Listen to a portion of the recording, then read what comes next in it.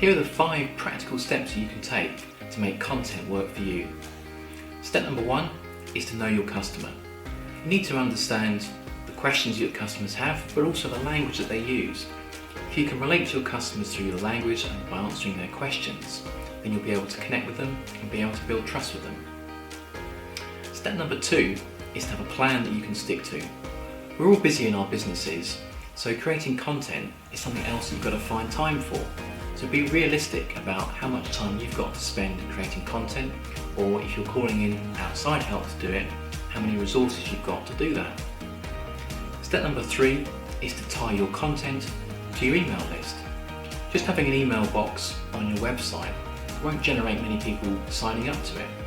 But if you link your email sign-up box to a helpful, practical piece of content, you're much more likely to receive your customers' email addresses in response to you sharing some helpful content with them. They are more likely to provide their email address to you. Step number 4 is you need to tell people about your content. Search engines will find it, but you need to give it a push as well.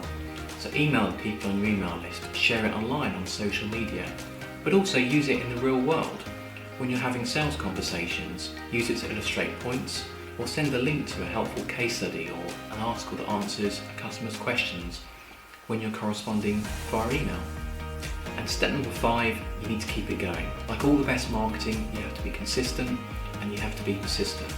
But if you keep it going, over time you'll get more visitors into your website and more visitors becoming customers. So remember the 5 practical steps you can take to make content work for you. Step number 1 is to know your customer.